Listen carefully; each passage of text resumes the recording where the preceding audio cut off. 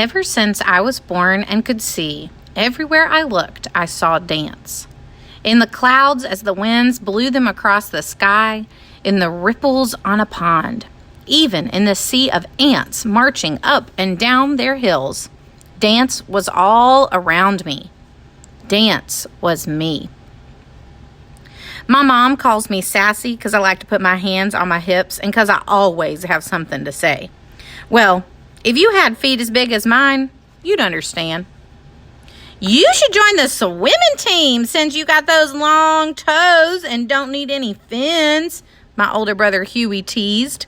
I shot right back. At least I don't have that big forehead looking like a street lamp. Mama said, "Stop all that bad talk. You act so ugly sometimes. Huey, your big head is a sign of intelligence. And Sassy, your big feet will make your legs look longer and prettier in your ballet shoes." My legs were longer, all right. So long that when I went to Tondu, point my toe at the bar, I tripped Miss Catherine, our teacher, who was coming down the line looking the other way. Splat! She landed under the piano, her legs up in the air. Ooh, it was so funny. Even she had to laugh. "Sassy," she called out, "I'm going to tie orange bows on those big feet." "Sorry, Miss Catherine," I answered, "but if you don't wear your glasses, you still won't see them."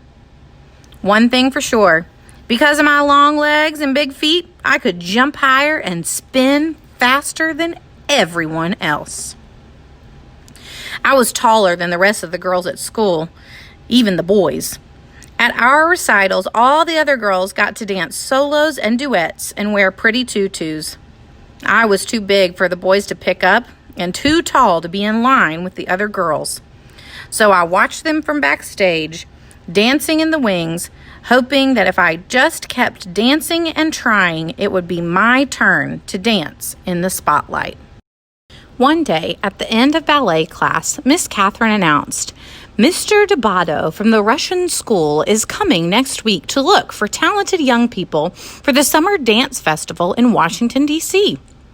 The whole room turned into a whirlpool of excitement as the sign-up sheet was posted.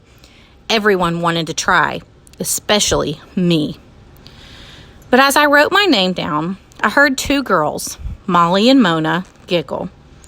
Mona said, "Oh, please, she'll never make it. They said talent, not a Tyrannosaurus." My heart seemed to stand still. For once, I had nothing to say. I couldn't hide the tears I felt welling up in my eyes, so I just grabbed my dance bag and ran to the parking lot. I heard a familiar horn honk and turned to see my Uncle Red in his bright green pickup truck. Uncle Red had the whitest, tight, curly hair, smelled of cigars, and every day wore something red. A tie, a hat, a shirt, socks, maybe even his shoestrings. Just something red. Why, of all days, did Mama have to send him to pick me up? Why today? I was not in the mood for his jokes or stories, but I quickly tried to dry my eyes and smile. "I got a good one for you today, Sassy. What did the banana say to the monkey?" "Split!" "Get it?" I started to cry. "Sassy, what's wrong?" he asked. I told him what had happened. "I'm just so much taller than the other dancers, Uncle Red." "Sassy," he said, "you got to look at that as a gift. Being tall means you can see all around, so you can always find the right path to take." "No," I said. "It means I stick out like a big acne bump on someone's nose. I'll never get to dance. It's a waste of time to go to that audition." "Listen, girl," said Uncle Red, "if I was as tall and pretty as you, I wouldn't need to wear red so people know it's me coming and going. All you gotta do to make your mark on the world is walk into a room." By the time I got home, Uncle Red had cheered me up, had me laughing and feeling better. As I got out of his truck, he waved goodbye, calling out, "Make your mark, girl." Huey and his football friends stopped playing. Huey yelled out, "Hey, Sassy, why don't you come and play with us? We need a goal post." His little mean, ugly friends laughed. Boy, did that make me mad. "Sure, if we can use your big head for the ball," I screamed back. His friend screamed with laughter. Huey got so mad he turned red, looking like a tomato with that big head. Ha! We were just about to go at each other when Mama called us inside. Late that night, I lay awake, staring out my window and thinking about Uncle Red's words. I could see myself dancing on the Milky Way, swirling like a twinkling shooting star. Next thing I knew, I was talking to myself out loud. I'm going to that audition, big feet and all. On the day of the tryouts, kids came from all over the city. It was so crowded. Everyone was expected to wear black. But like Uncle Red, I picked my own color, bright yellow. And instead of standing in the back, I squeezed between Molly and Mona right in the front row. I ignored their snickering. Miss Catherine came in and introduced Mr. Debato. Everyone applauded. Boy, was he short. Couldn't have been more than 4 feet 9 inches tall. He started walking down the rows, pacing back and forth, just looking at us. Then he stopped right in front of me and said, "Young lady, why are you wearing that loud yellow leotard? I'll need to put on sunglasses to see anybody else. Please go to the back row." Molly whispered, "See ya, wouldn't want to be ya." At least he noticed me, I snapped. I put my hands on my hips and walked to the back. The first round of the audition was center floor exercises. Mr. Debato walked around, prodding and poking, making corrections. He stopped once and looked right at me, but didn't say anything. I held my breath as he dismissed almost half the kids after the first round, but not me. Next was the adagio, the slow section. I stood so close to Mona as I could get and whispered, "Your little skinny short legs are going to look like chicken wings next to mine." "I'd rather look like a chicken than a turkey like you with that long neck," she answered.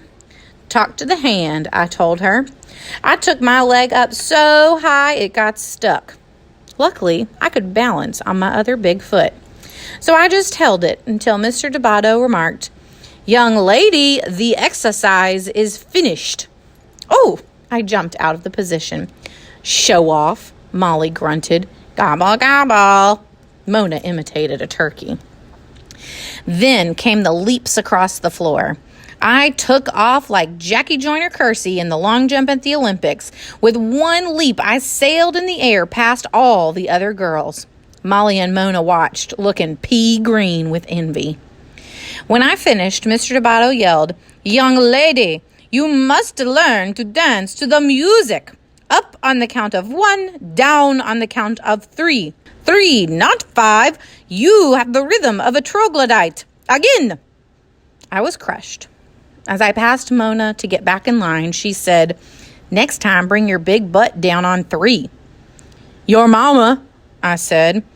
Ooh, did I wish I was a wizard. I'd turn them into 2 big fat frogs in tutus turned to hip-hop.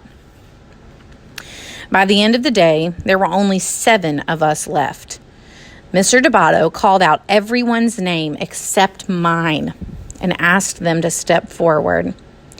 Standing alone, I had to fight to hold back my tears. Then I heard him say, "Thank you all for coming today. Keep working. Keep trying. You are dismissed." Mr. Debato said to me, "Sassy, you have a great deal of potential. You have beautiful long arms and legs, but you flail about with no control. You must learn to use your feet better. And timing. We have a lot of work to do when you come to Washington this summer. But please leave that loud yellow leotard at home. All you need to do to be noticed is walk into a room. Dismissed." He walked out. Jumping and shouting, I ran to the parking lot. I made it, Mama! I made it! Guess who was there to pick me up? Mama, Uncle Red, Huey, and half his football team piled in the back of the green truck on their way to a game. Everybody was so proud of me, even Huey. "You go, Miss Bigfoot." "Thank you, Mr. Big Head," I said. We all laughed. 1 month later, Mama and I boarded the plane for Washington, D.C. She held my hand as my heart pounded when we landed.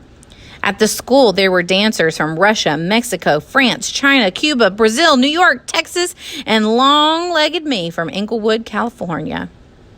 In class the first day, Mr. DeBotto introduced me to his 12-year-old protege, a boy named Dwight, who was 5 feet, 10 inches tall. "Dwight, I think I have found you a partner. Meet Sassy."